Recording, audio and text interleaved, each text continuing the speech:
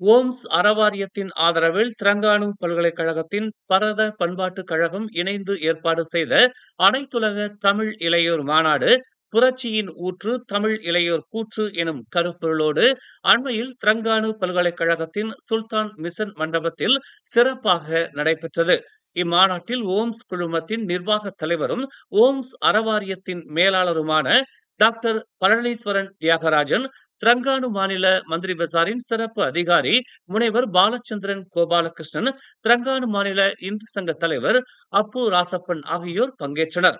Terengganu பல்கலைக்கழக பரதம் பண்பாட்டுக் கழக துணைத் தலைவி இந்துமதி குணசீலன், தமிழ் இளையோர் மாநாட்டின் இயக்குனர் அபிஷேக் குமார் ராஜன் மற்றும் திரங்கானு பல்கலைக்கழக மாணவர் அமைப்புகளும் பொது பல்கலைக்கழக மாணவர்களும் ஆசிரியர் பயிற்சியல் கழக மாணவர்களும் பங்கேற்றனர்.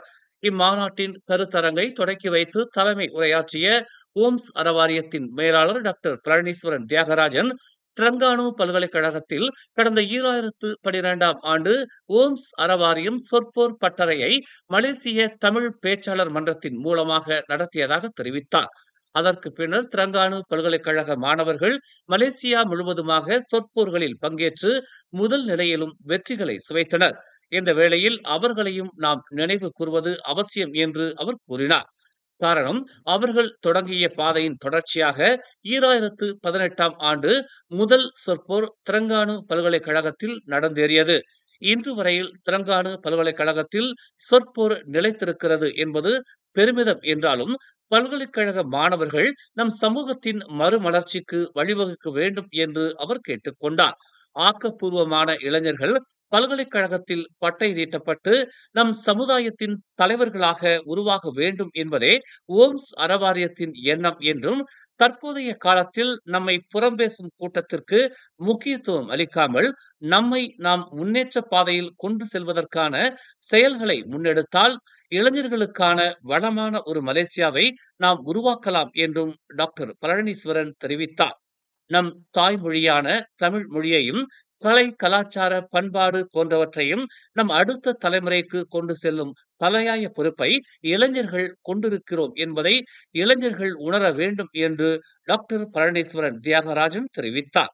மலேசியா மட்டுமின்றி சிங்கப்பூர், இலங்கை, இந்தியா ஆகிய நாடுகளிலிருந்தும் முனைவர்களும் பல்கலைக்கழக மாணவர்களும் இம்மாநாட்டில் கலந்து சிறப்பித்தனர். மேலும் மாநாட்டின் தொடர்ச்சியாக இளைஞர்களின் கட்டுரை படைப்பும் ஆக்கப்பூர்வமான தலைப்புகளில் கருத்தரங்கமும் நடைபெற்றது.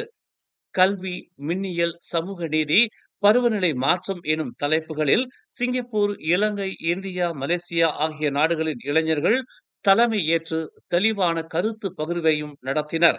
மேலும் செய்திகளை தெரிந்து கொள்ள தமிழ் மலர் நாளிதழை பாருங்கள். உடனுக்குடன் செய்திகளை தெரிந்து கொள்ள தமிழ் மலர் இணையதளம், தமிழ் மலர் செயலி மற்றும் மலர் டிவி யூடியூப் சேனலை வலம் வாருங்கள். எங்களோடு இணைந்திருக்க மலர் டிவியை பதிவு செய்து கொள்ளுங்கள். உறவுகள் மகிழ்ந்திட விருப்பம் மற்றும் பகிர்வு சேவையை சொடுக்கிடுங்கள்.